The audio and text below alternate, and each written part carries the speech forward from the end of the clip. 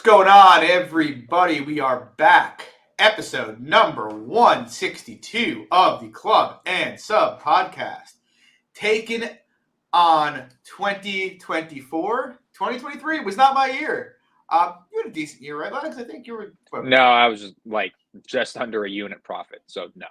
I was way worse than that. I had the worst year that I've ever had. But I think we cleaned some stuff up. I'm pumped to jump into 2024. Yeah, I mean, a lot of good cards coming our way. Unfortunately, the first card of the year, I'm not sure I would classify it as that. I don't, main card's not bad. I don't love most of the rest of the card, though. Betting is spotty at best on this card, in my opinion. But yeah, I mean, I'm pumped to get into it. And I'm pumped to get back to business here and get back to printing. Didn't do too much of that last year. You and me both. So yeah. Lex, how about you? How was your holiday? Anything you're looking forward to in particular coming up here? No, holiday was pretty good. In terms of this card, kind of like you said though, nothing crazy stands out. I don't really love. I mean, we got two rematches, co-main, main event, not rematches. Eagerly pumped to see. I think most people would agree on that as well. But fun main card. We got the Ricky Simone, Mario Bautista fight. We got Jim Miller, Gabriel Benitez. So fun card all around, at least on the main card. Yeah, and I mean, honestly, there's we'll get into it, but there's 4 fights that are minus 1,000 or more to finish. So at least there should be a lot of violence. That might mean that the card, we have a lot of dead time on the broadcast. So hopefully it's not Michael Bisping regaling us with his stories. But true. True. But yeah, let's hop into it, guys. Also, before we jump in, if you like the show, drop a like, subscribe. We're at 932 subscribers. We're almost at 1,000. It's taken way too long. Partially my fault because I never put timestamps in. That's one of my New Year's resolutions is to dump timestamps in there every card. But yeah, let's get into it. First fight of the night, we got Felipe Buess. He's taking on Joshua Van. Buess making his debut here. Current price, Van minus 250. Come back on Buess plus 210. This is one of those ones that I'm talking about where I don't even know why this needed to be made.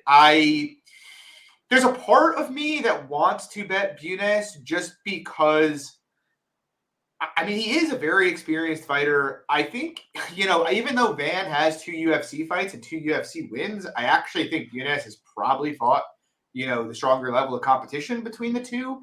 He fought a couple decent guys over in ACA. Obviously, he fought Giuseppe Formiga, lost all those bouts. But, he did beat Yuma Horiuchi, who I don't know. I mean, if you watch LFA, you're probably familiar with him. But Yuma Horiuchi is a decent fighter. And, Van, I mean, he beat Zalgas, but, Zalgas going to close decisions with pretty much everybody he fights. So, I mean, that's kind of on brand.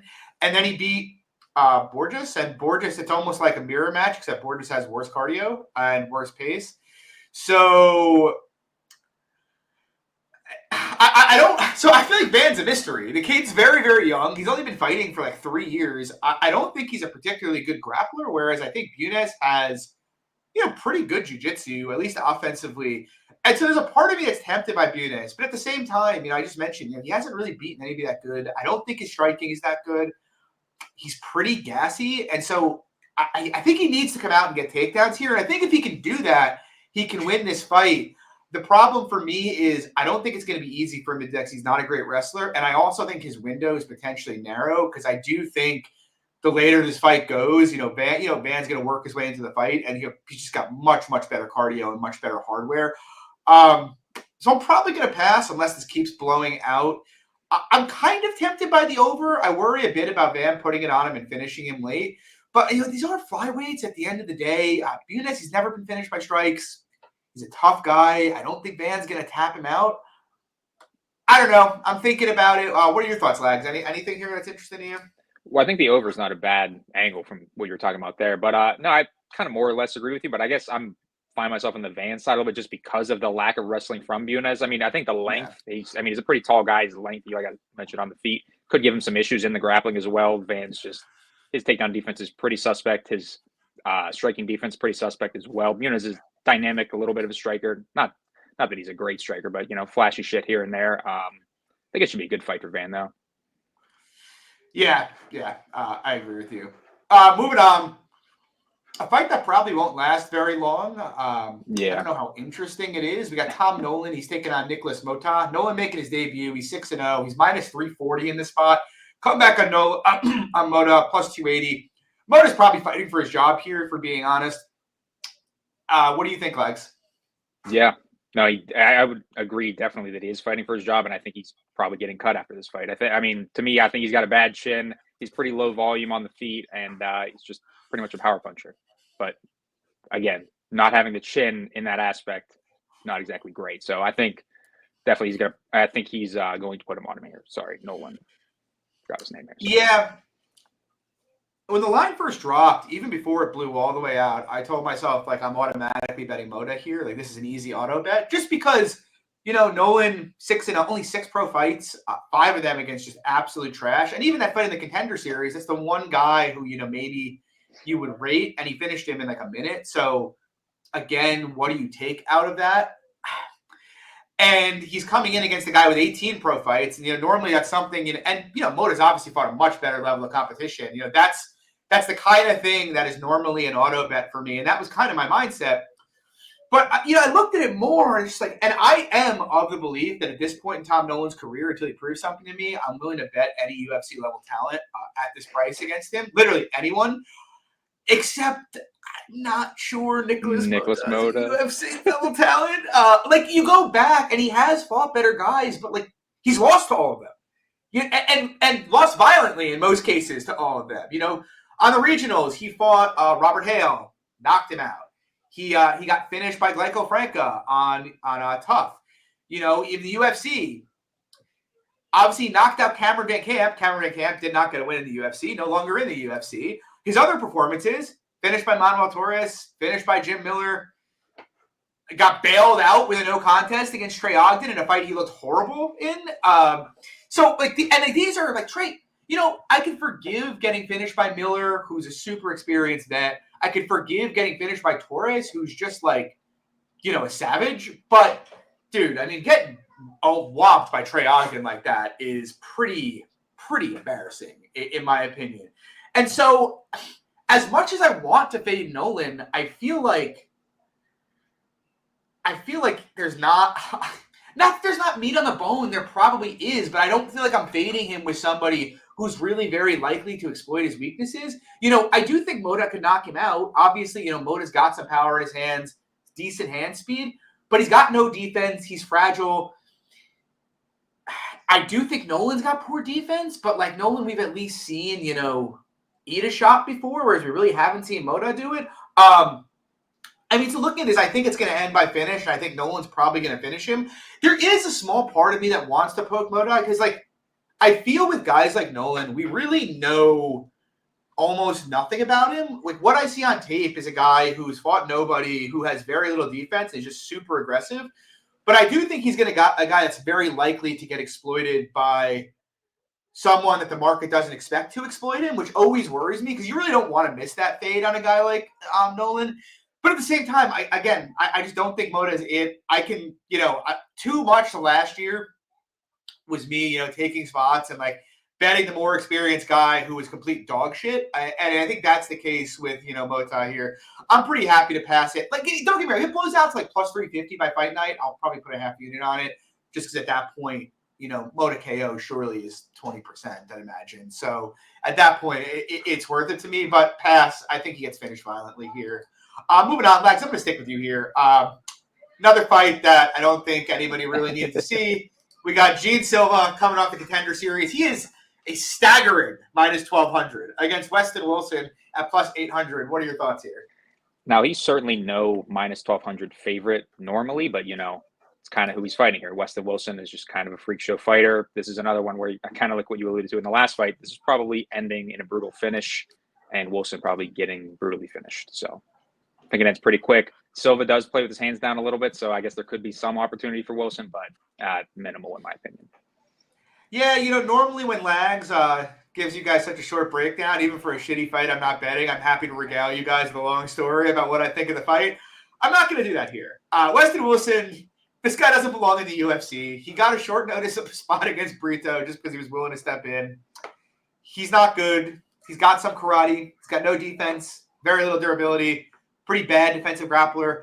I don't personally rate Silva at all, but he's got good hardware. He hits hard. He's a decent submission grappler. He's obviously the far more physical fighter here. As you said, minus 1,200, probably wide, but I don't think Weston Wilson's winning a fight in the UFC, personally. I think he's going to take an L here. Maybe he'll take one more L since he took a short notice fight in his first one.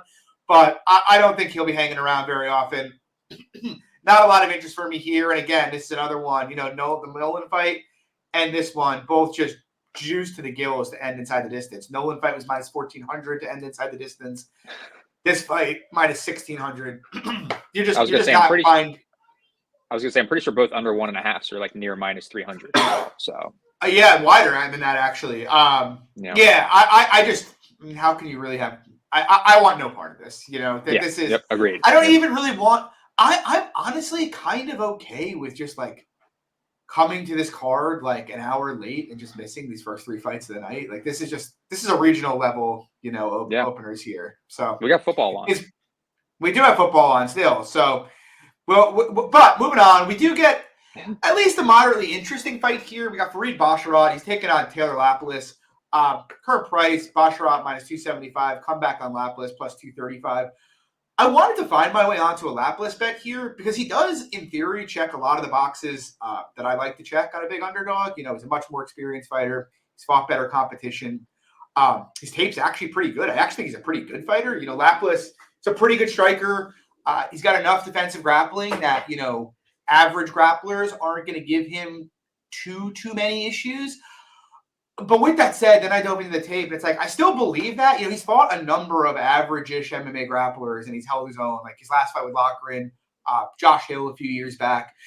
But I do think he's got some fairly poor defensive tendencies in the grappling. Number one, the guy just doesn't, we'll talk about Ricky Simone in a bit, but like when a guy gets put on the fence, you want to see them do what Ricky does. Like immediately look to grab a wizard, dig an underhook, and just get the hell off the fence and disengage.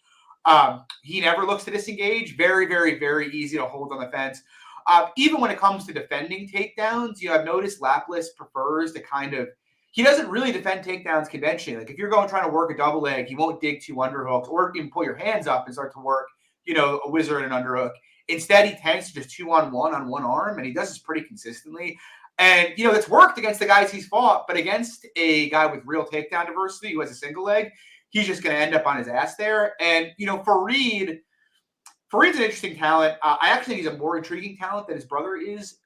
Decent striker. I do kind of think Farid's striking is more diverse than Lapilus, but I like Lapilus's hands a bit more, and he's a bit more tested in that area. Like, I'd make him a slight favorite on the feet, but Farid's a really good grappler and a really strong wrestler. I expect him to be able to hold Lapilus on the fence a bunch, and I also expect him to put Lapilus down a bunch here. And I've seen a few takes to the effect that Lapilus has good get-ups, and I guess he doesn't do anything horrendous getting up, and he does try to be urgent about it, but he does concede position very well. You saw Kyle and Lochran basically steal the second round, just basically being able to pretty easily triangle up his legs and get to mount there. And I've seen that tendency earlier in his career. He just hasn't fought a lot of guys that can punish it. I think Farid can punish it. I honestly was thinking of laying the juice on the over, but the more I look at it, the more I think, Lapilus should be able to work up a handful of times early in this fight, but I kind of think the longer it goes, the more dominant positions Farid's going to get. And I think there's going to be some opportunities for him to sub here. So it's a pass altogether for me. I think with the grappling upside, I feel pretty confident Farid's going to get him down a lot here. I think minus 300 is probably fine. What do you think, Legs? Yeah, no, I'm going to agree with you completely on the Farid side. And I actually was looking for, when the props come out, looking for a sub/decision prop if that is playable. I was thinking, hopefully that minus 170, minus 180 range. I think that's more than justifiable for it. And I think, again, more or less, that's basically the money line in this type of situation. I think he has a large grappling path here. Like you mentioned, on the feet, fairly diverse. Yeah, I think it's a good fight for him, yeah. Yeah, agreed. Moving on, I'll kick it to you. This is kind of a cool fight. It's pretty low level, but it should be fun. We got Marcus McGhee. He's taking on Gaston Bolanos. McGhee currently minus 240. Comeback on Bolanos plus 205. What are your thoughts? So actually, originally, I was thinking of parlaying Farid with McGhee, but McGhee just leaves so many holes defensively on the feet in a fight like this where I don't think Bolanos is UFC level, but he at least hits hard and decent level striker. even though I think McGhee should probably take the wrestling path, which would be the path of least resistance. But yeah, honestly, I think big moderate favorite for McGhee makes sense. I think he hits harder on the feet, more volume on the feet as well, and then obviously that wrestling upside. Let me ask you something though, Lag. So I've heard this from everybody this week, and obviously the wrestling is a giant hole of Bolanos. And he doesn't shoot takedowns, and that's the big thing. And that's why I was going to say, but do you even think in the tape that we have that McGhee is that good of a grappler?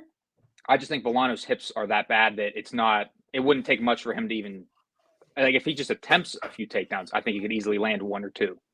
Yeah. Yeah, I don't disagree. And I'm not betting Bolanos. Let me be clear here. I think Bolanos is not very good. But what I will say is, I feel when we've all made this mistake in the past, especially with some of these like kickboxers who have come over, where we're like, oh, they're fighting the UFC guy, who better wrestle him, and it's like, well, trash ass low level UFC guy who almost never wrestles. That's how much is he really going to dominate in the grappling? And I'm not saying that he's trash. Like, he seems a decent enough prospect. He's decently well-rounded, but he's 33 years old. He's got 9 fights in a 33. I don't think Marcus McGhee is someone who's ticketed for the top 10 by any means. If he was 25 with his skill set, maybe, but he's not 25. He's 33, which is pretty old for this division. And I look at the fight, and I don't disagree. There is probably a wrestling path there, but to your point, he doesn't shoot takedowns. I don't think he's really the best grappler either. So I don't think that's something that I want to rely on at all, McGhee grappling in this fight. But with that said, I actually think he's the better striker here too. For me to get to the price, and Lags, I'm with you, because when I first saw it open, like Gaston Bolanos has had a bullseye on his back for me since I saw his first fight in the UFC. And when I first saw this open, I was like, minus 240 is not that bad, man. But then you look at it, and I would wager this fight spends 5 to 10 minutes on the feet. And these guys are going to throw down during that period of time. And while I make McGhee a sizable favorite everywhere, Bolanos cracks hard enough to knock McGhee out here. And so I don't know. I don't really want to get behind Marcus McGhee juice. People forget this guy was like pick'em or a slight dog to Journey Newson, who's not very good. His only other win in the UFC is JP Bays, who was up a weight class and who just can't take a punch. So I kind of think he's getting treated as a guy that's proven something where he's really proven nothing. And that's not somebody I want to lay juice on. Easy pass for me, but I think McGhee takes care of business here in all likelihood. And on top of your point there with the on top of your point with the proving nothing thing too, like I was looking at it earlier in the week too. The McGhee by subline is at 250. Yeah, which is like right. I've seen people like saying like, oh, it's a decent poke. It's like, no, if McGee's sub was like 800, that's like, okay, I'm willing to bet on the upside. Betting on the upside at like 30% implied, it's like, well, that is like the upside, Now, in fairness, it did open 375, but even that, not a good enough number that I would want, given the wrestling that we've seen. So, yeah. Yeah, I agree completely. I have no interest. Honestly, I don't really like many props in general on this card. And it's funny because I told myself I wanted to get back into focusing on props a bit more this year, because I actually did really well with them last year when I did focus on them. But I just, not a lot really is like tickling me here. Although, this next fight does have one that has me a little bit interested. We got Matheus Semelsberger. He's taking on Preston Parsons. Current price, Semelsberger minus 130. Come back on Parsons plus 110. I've really gone back and forth and around the moon with my thoughts on this fight. Initially when I heard the fight got announced and when I first started taping, I was like, I'm definitely going to bet Parsons here. Semelsberger is a terrible wrestler. Parsons is going to shoot 10 plus takedowns against Matheus Semelsberger. How are you not betting him? Then you tape it more, and it's like, first of all, Parsons is a literal punching bag on the feet, and Semelsberger does have decent power. Second of all, Parsons does not do the best job at consolidating positions. He tends to lose position very, very easily. And you watch the fight with Evan Elder, who was a weight class up in that fight. The dude had like 60 arm triangles and couldn't finish any of them. So, kind of concerning. I don't think his jiu-jitsu is black belt level like they claim it is. And so I was like, I might bet Semelsberger here. He's obviously got a big level of competition edge. He's got way more UFC fights. He's more experienced. On the feet, he's going to absolutely smoke Parsons here at distance. And something I noticed, despite the positions that Semelsberger can give up, he does do the one thing in the grappling he does do a good job of, I think, is like sensing space. Like you see it a lot with him.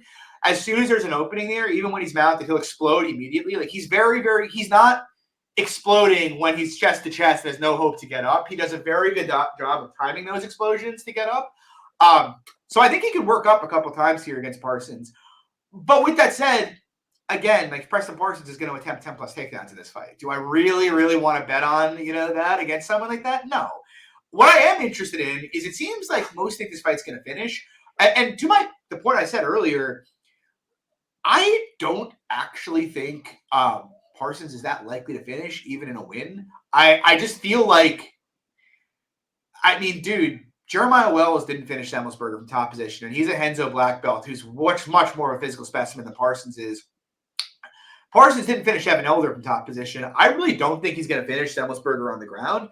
And something I do think is going to happen here is you're going to see a lot of cage push. Irrespective of who wins this fight, you're going to see Parsons just trying to get him to the fence and just control the fight. And so while I think there's danger of Semelsberger knocking Parsons out, Parsons is tough, and he's going to keep coming. I think the plus 225 goes a distance is interesting. And to Brick Squad's point here, like Semelsberger, he knocks a lot of guys down, but the dude just has horrible finishing instincts. Like the absolute worst. He's very liable to knock Parsons down and end up mounted 30 seconds later. Like that's just who Matt Semelsberger is. So I kind of think 30% implied for this to go to distance with a guy like Parsons, who's not a particularly strong finisher for the UFC, and a guy like Semelsberger, who's got terrible finishing instincts and is a bad grappler, is a pretty decent recipe. So I might play that goes the distance. What are your thoughts on this fight, Lags? Well, I was going to say, first of all, so the over 1.5 is actually minus 150 as well, if that tickles your fancy. It does, yeah. Yeah. But I also kind of think if it gets there, it's probably going, Fair. I guess when you were talking about the potential finishing equity in this fight, I could see a late Parsons sub. But I can yeah. see that. Yeah.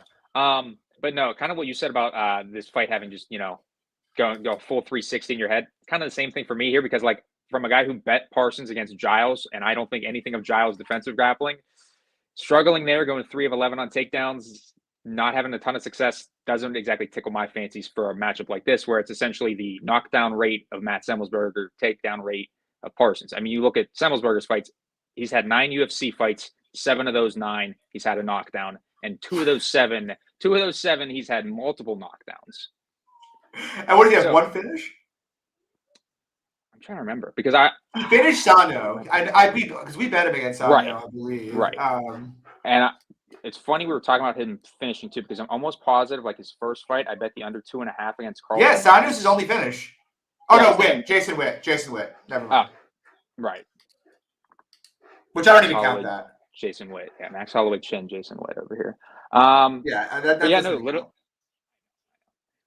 Like his first fight too, when he was fighting Carlton Minus, like I played an under there thinking, like that's an easy finish spot for Semelsberger. Much bigger hitter against an Alaskan FC trash can, really, and then struggling there. So yeah, I mean, I get why it's slightly favored, but to your point, I think Parsons has a high takedown equity here as well. He's going to shoot a ton. Yeah, you don't want to stand in front of that. No. I like the over if anything. Here's a big dog we bet a bunch. Do you have any interest? We got Waldo Cortes-Acosta. He's minus 700. Taking on the legend, Andrei Arlovski. Comeback on Arlovski plus 500. What are your thoughts? Well, he's 44, going to be 45 next month. So, no, I don't have any interest. But similar to the last fight, and I'm not going to play it, I had a little bit of interest in the over 1.5 at like minus 130. Just, again, kind of same thing. Waldo's not a guy who's going to be on the front foot. He's fine just playing the back, pitter-patter, striking. But to me, it's like he could easily just step in the pocket, clock Arlovski once, and then he's checked out.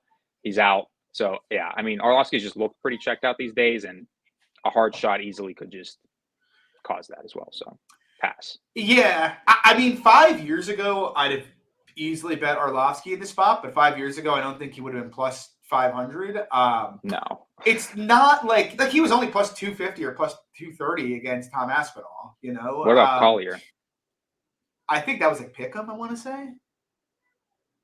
Yeah. Around that. Yeah. I actually don't think this fight is like Stylistically, anyway. There's a lot of caveats here. Stylistically, I don't think it's like too dissimilar to his fight with Felipe Lynch from during COVID in 2020. In the sense that, both Acosta and Lynch want to go forward and kind of throw volume at you, put hands on you. And the one thing Arlovski's really excelled at throughout his career is just minimizing exchanges. Like, he wants to move on the outside, pick like 3 or 4 times around to kind of dart in, throw a combination, and get back out, and that's it. And it suited him well because a lot of heavyweights, they just can't really deal with that. So, and a couple of years ago, I would have felt pretty comfortable just taking the shot that he could kind of drag Waldo into the Arlovski verse and get an ugly, ugly split decision out of it. However, I've been fading Arlovski lately. I bet the Lima big against him. I bet Mays in his last fight.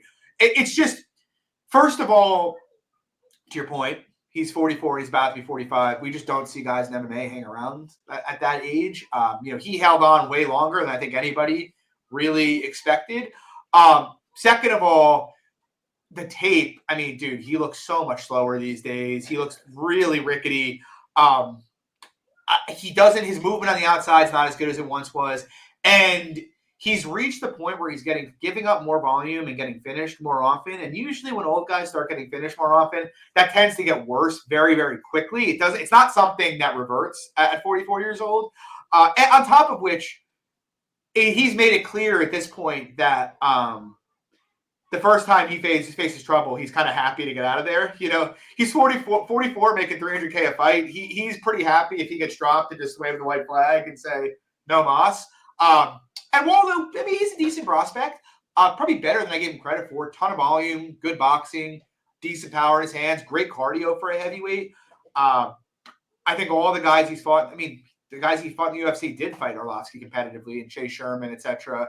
But yeah, I have no interest in Arlovski. I think Waldo's going to knock him out fairly easily here. I was interested in the over as well, but like what you said, I just feel like Arlovski's going to be kind of happy to get the hell out of Dodge, the first heavy exchange he eats in this fight. Now, I'm not saying I like under. I just feel like there's a decent enough chance that Waldo knocks him out that I don't really have any interest in it.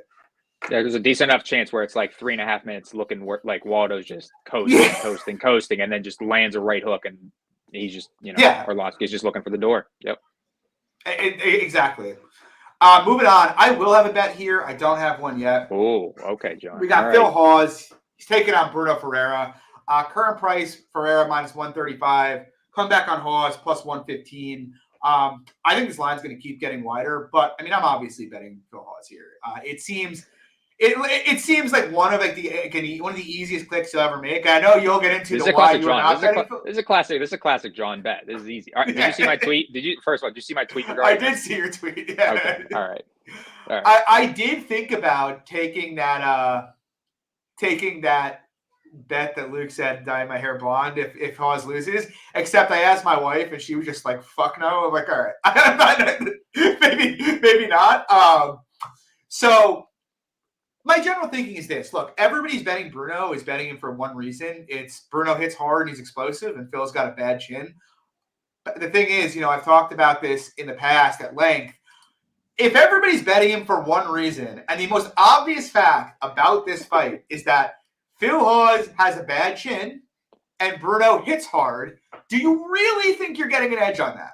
Like, just ask yourself, that's not how markets work. I promise you, at the best case scenario, if that is why you're making this kind of a bet, the absolute best case scenario is it's being priced correctly. And there's a large tail of it being off by 10 to 15%. And I think that's what we're dealing with here. Look, Phil can get chin. I'm sure you're going to talk about it while you're done with Phil Hawes. And I don't blame you, because I thought I was done with Phil Hawes too. And then he was an underdog to Bruno Ferreira. So I guess I'm not done with it. But I think Phil's a much more skilled fighter is the bottom line to me. He's a much better striker, in my opinion. Bruno's an okay striker, decent leg kicks. He obviously switches stances pretty effectively, and he's fast.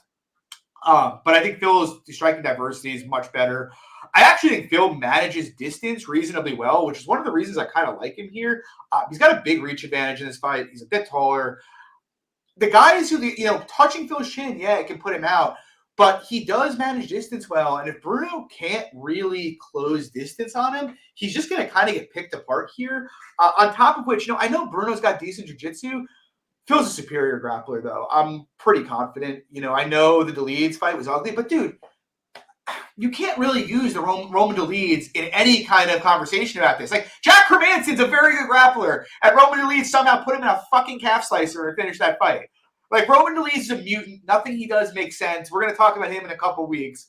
But I just put no stock in that at all. I think Phil can get takedowns here if he wants. I think he's going to outstrike him. Look, obviously he can get chinned. And I've heard, a number of takes about, how good Bruno's setup was against Gregory Rodriguez. I've seen like 5 separate people talk about that. It's like, okay, so you found one setup in the entirety of his tape, and now we're going to talk about like how he's this master at setting traps. I really don't think so. And what's Bruno's chin? What's Bruno's cardio like? Bruno got knocked out pretty clean by Ruziboyev, and the general consensus going into that fight was Ruziboyev's a bum.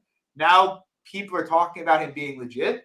It feels like a lot of cope and a lot of like really desperation to try to fade Phil's chin here, which is fine. I said this in a chat that we were in the other day. Markets are designed to inflict the most pain on the maximum amount of people. That's how they work. Everybody's betting Bruno. Phil's been knocked out twice in a row. It's written. He's definitely getting finished here. No, that's not how it works. Phil beat Nasruddin Imavov. He beat Jacob Malkoun. He beat Kyle Dawkins. Like, the dude has beaten way better guys. He's fought better guys. He's more experienced. He's the better fighter. I'm pretty happy to fade, the chin narrative here. Put my money on Phil Hawes. I'm just waiting to see where the line goes, but I'll definitely be betting Phil this week. What do you think? Well, I'm glad you talked about the market at first, because that's pretty much what I was going to start. I mean, we talk about it week after week. It's like, okay, well, everybody's betting, oh, Phil's got no chin. This guy can knock him out. Well, yeah, even if you want to talk about the opening odds, okay, well, Bruno was plus 120 maybe max. I mean, okay, so if Phil has a chin, like let's say Phil's got a Max Holloway chin. What's that line looking like? Minus 300?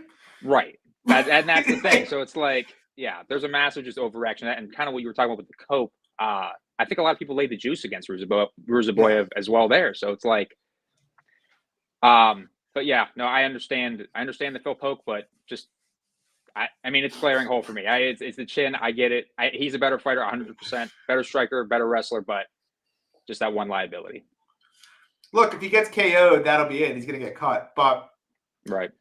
I think Phil's a good fighter. Phil had a good chin. I think he'd be a top 10 fighter in the division, honestly. Right. So we'll see. We'll see what happens. But I'm backing Phil here. Moving on, I have a bet here too, but I'll kick it to you first. We got Ricky Simone. He's taking on Mario Bautista.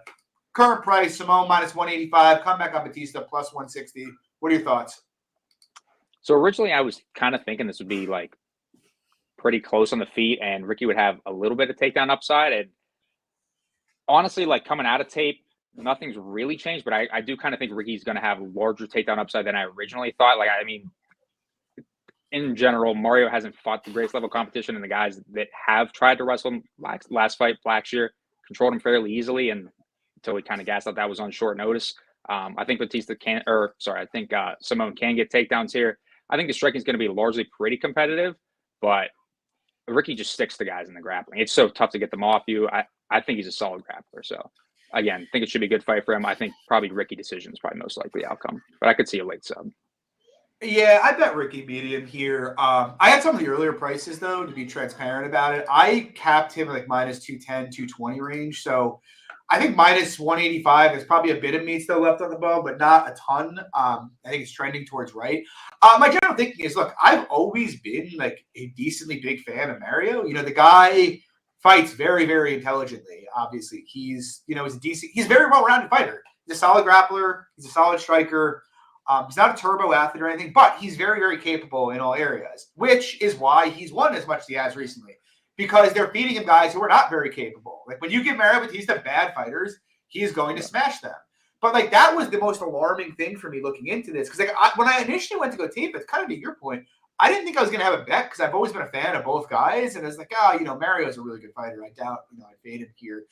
But, I mean, dude, look at this run. Since he got knocked out by Trevin Jones, Jay Perrin, Brian Kelleher, Benito Lopez, Guido Canetti, Damon Blackshear.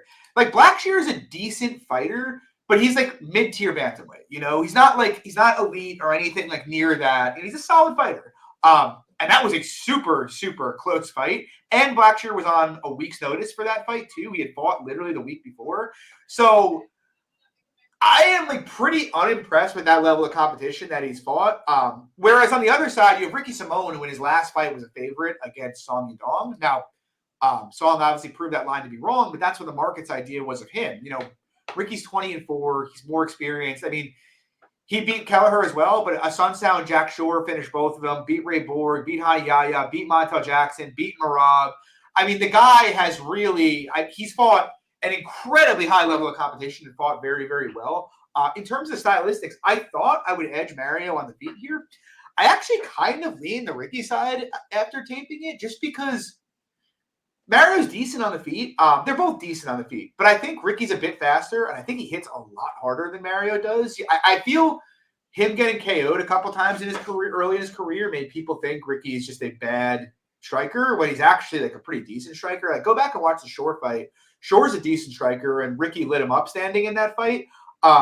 He's got fast hands. He's got a decent jab. He was honestly hanging in there for about a round and a half, okay with Song, and then Song started hurting him, and he kind of just, I don't want to say he wilted, but you could see he started avoiding the exchanges because he was just getting hurt every time he got in them. But I actually lean him a bit on the feet just because I think he's faster and hits harder. But I think it'll be close. Stand-up will be close here. I think the grappling is a huge, huge edge for Simone here. I know Bautista has been having success grappling guys, but like I said, they're like, he's grappling utter bums, guys that, you know, Ricky would absolutely maul with relative ease. Simone's one of the best wrestlers in the UFC. Elite wrestler, elite pace, elite cardio. Bautista has leaned a lot on physicality and bullying guys, and he's fighting a guy in Simone who's basically built like a freaking gorilla. You know, the guy's got, you know, maybe the best, he's one of the most physical guys in the division, and I think he's going to be way more physical than Bautista is and way more physical than anybody Bautista's ever had to deal with before. So I expect him to get takedowns pretty easy here. Suppose Bautista could counter grapple a bit, but Ricky's defensive wrestling is elite.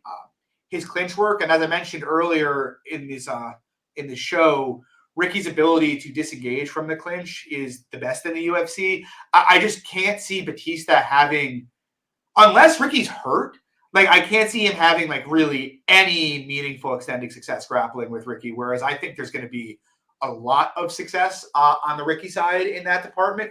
So I guess the way I look at it is, could Ricky get chinned? Yeah. But I do think the chinning narrative's probably a bit overrated. You know, the guy hung out and went to war with Rob Font and never got knocked down in that fight. Song Yadong, who cares? Song's a crazy, crazy specimen. Mm. But I think it'll be competitive on the feet. I think Ricky's got more power. I kind of lean his way slightly because of that. And I think the grappling is just a huge edge for Ricky here. Like, Mario can win this fight. He's a solid fighter. But I do kind of think Mario's upside is close decision, whereas I think it's pretty easy to imagine Ricky hitting 7, 8, 9 takedowns and just, you know, Matt returning him for 15 minutes here with relative ease. So, yeah, I'm on Ricky here. I still think the line should be a bit wider than where it is personally. But, yeah, go Ricky. Moving on, though. Cool fight. Our boy, Jim Miller, coming back again. Coming back really close to UFC 300 where he's confirmed fighting at. He's currently minus 141. Comeback on his opponent, Gabriel Benitez, plus 121. I'm kind of torn here. On the one hand, in my head, I feel like there's a number of pretty large stylistic advantages for Miller. He's obviously the much better grappler of the two. I think, you know, Benitez has never fought a southpaw in his career, so maybe he'll deal better with southpaws than, you know, than I think he will. But, you know, I keep hearing about, you know, Benitez's kicks, and he does have good body kicks, but we've never really seen Benitez kick calves before, whereas we have seen Miller really disable a number of southpaws with calf kicks. And Benitez, like I said, has never fought a southpaw before. So he's going to be dealing with heavy calf kicks in this fight, which I'm not sure will go well for him. And then you look at it, and it's like, well, Miller's fought better guys, more experienced. Benitez is pretty fragile. And so, yeah, I understand why people are betting Miller here. At the same time, man, this dude's going to be 41 soon. He's been fighting absolute trash. Like, the only guy he's fought recently who is not trash or not washed was Alexander Hernandez, and he lost that fight. He was competitive, but he lost it. Benitez, he's very fragile, can definitely get knocked out, no doubt about it. But the dude's got lightning quick hands, and he hits pretty hard himself. And, we've seen Jim get hurt in almost every fight recently here. So despite the fragileness of Benitez, I am not sure this is a case of Jim being pretty durable. I feel like Jim's fragile. The knockout just hasn't come yet. And it could be a case where it does here. Benitez obviously 35 years old, but I sort of think there's more tail risk on the Miller side. Like, you don't see 40-year-olds at 155 really ever. And so I think the risk of him just totally falling off here is very, very, very live. And I kind of lean to the Benitez side, like in terms of the betting line, just a gut feeling. But at the same time, like I said, I think there's big stylistic advantages for Miller here, and that's not something I really want to fade. So I kind of lean Benitez, but I'm not betting it. What do you think, lads? Well, you want to talk about narratives for this fight, John. Well, he's fighting for UFC 300, and all of his wins are pretty much round one lately. Are we thinking round one Jim Miller? What's the number? Could happen. I'll be honest, I have no idea. I'll tell you right now. I'll pull it up. All right. Here. Jim Miller round one is plus 275. That's pretty not great. Although if the price is right, that's probably decent. You know? What I will say is, though, I like violence here, and I'm tempted to lay the juice on the under 2.5. I think this is going to be an absolute car crash. Both of these guys not great defensively. Both guys hit very hard. Miller has the grappling upside as well, so the submission threat's there too. Yeah, love violence here. All right. I don't disagree with you. What is the number on the under 2.5? It's minus 200. It's not great. I know. It's actually not horrible. It's honestly not terrible. I really don't think. Given the pace and how I think the fight will play out, it's not bad. And even I know to your point, you're that big plus money guy. The under 1.5 is like plus 115. So, and obviously I think the finish largely comes early, but under 1.5 is very tricky. And I'm just trying to avoid those in 2024. I mean, when was the last time Miller won a decision? It's been. I'm going back here. The last time Jim Miller won a decision was in 2016. And on the other side of that, the last time Gabriel Benitez went to a decision was against Omar Morales in 2020, 5 fights ago. Prior to that, he's had 3 fights end in round 1, 1 in round 3. So, I mean, the numbers kind of back it. It's kind of interesting. Moving on, though. Kick it to you here. We got Manel Kape taking on Matheus Nicolau. Rematch that nobody asked for, but it's Kape minus 270 to come back on Nicolau plus 230. What are your thoughts here, Lags? I mean, it's definitely an interesting fight in terms of like it's 2 high-level flyweights, but it's definitely like we talked about earlier in the show. It's a rematch really nobody, I think, needed to see. In terms of the fight, though, I could never really get to Kape big juice because he's just not a guy that ever does anything in fights, really.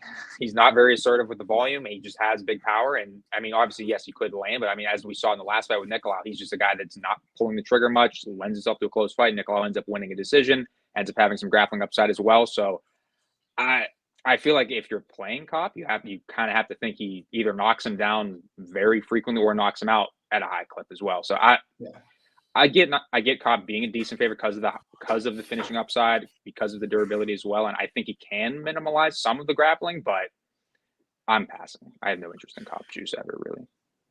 Yeah, I bet Nicolau large the first time they fought at like plus 135, and I bet him small here at plus 230. What? You betting a right decision? No. I actually think he could finish Kape, to be honest. Okay. I think Kape's way more likely to finish of the two. But a fun fact for you, though. Did you know Matheus Nicolau has more knockdowns in the UFC than Manel Kape has? I would not have guessed that, I'll be honest. Yeah. Nicolau actually has some decent pop. It's kind of funny because I feel like this is just like a perfect narrative kind of fight where people are just like talking themselves into the Nicolau side, or not into the Kape side, without really a lot of data to support the price here. We have a fight between them. It was a close decision. I kind of lead Kape in that decision, but I feel like people calling it a robbery are pretty outrageous. Like round 3 was obviously a very, very close round. But I look at it, and look, Kape's got more physical upside. Obviously the guy is a physical specimen, very explosive, hits hard. We've seen Nicolau knocked out before, but even that, I agree he's not the most durable guy ever. But the last 2 times Nicolau's been knocked out was a flush head kick by Dustin Ortiz and a knee from Brandon Royval that landed literally flush on his chin as he dipped in for an overhand. So it's not like the dude's getting hurt by anything that gets thrown at him.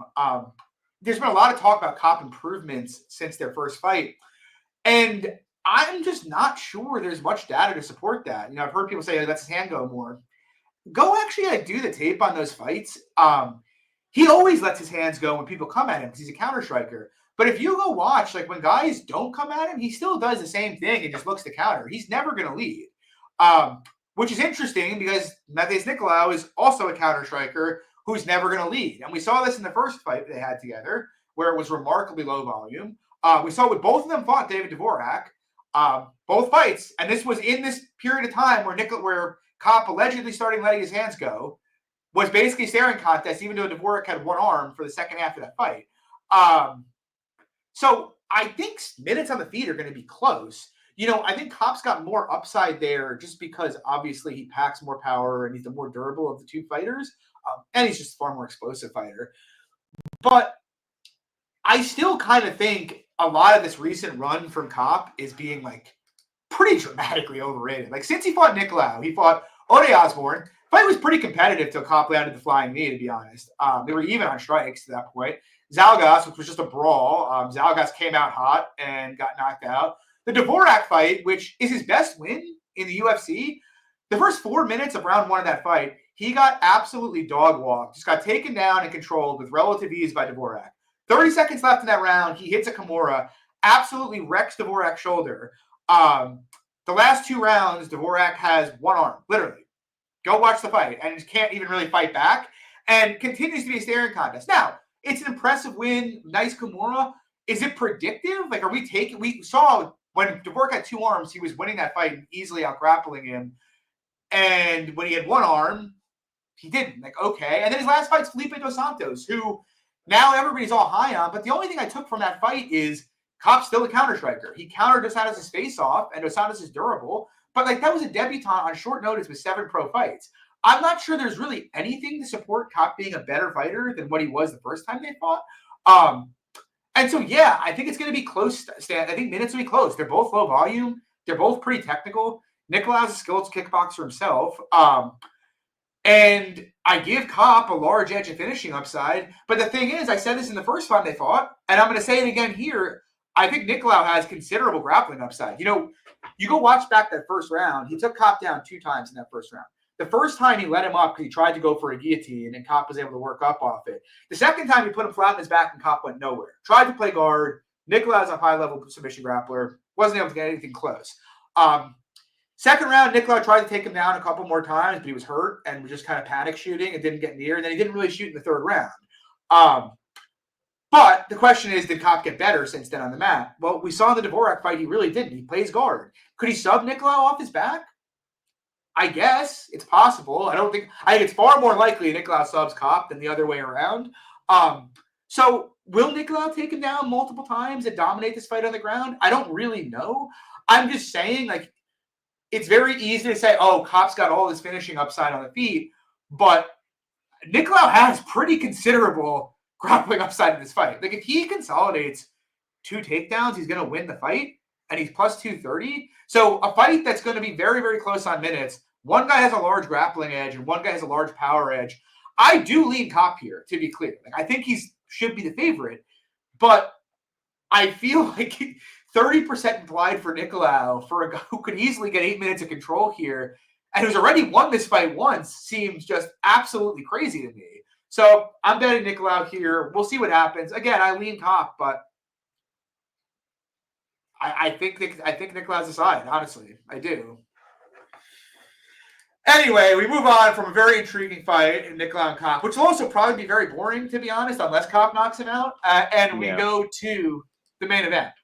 Another boring. Magomed Anakalaev, Johnny Walker. This is horrible. This is just horrible. Well, maybe if Johnny, no, it's terrible. Current price, Ankalaev minus 550. Come back on Walker plus 400. Any thoughts here, Legs? Well, to start off, Johnny Walker's absolutely somehow going to just get finished just because I bet him and Thiago Santos' main event to end inside the distance, and that goes 25 minutes, just an absolute boring slug of a fight. Again, kind of similar thoughts to a lot of fights on this card. I kind of like the over 1.5 here, but it's also like with Walker's chin and his defensive issues. I know Ankalaev generally plays it safe, but like, again, one shot here and Walker easily could. His durability is not the greatest. So I think this is fairly easily Ankalaev. I think he's shown that this large price tag is more than justified. Yeah, I don't have a lot to add. I wish I did. This fight sucks. Yeah. We saw it the first time. It wasn't the most compelling. I don't even look. I think it's become clear at this point that Johnny Walker isn't going back to the old wild man, super aggro days. If he was, I'd bet him at plus 400 because at least, he's dynamic enough and dangerous enough that if he was doing that, he'd be giving himself a real chance here. But I don't really think he has much chance to win a point fighting kind of match with Ankalaev. We saw in that first fight, Ankalaev actually fought pretty intelligently and seemed to actually want to pursue the grappling proactively. And if he does that, I just don't see what stop that here.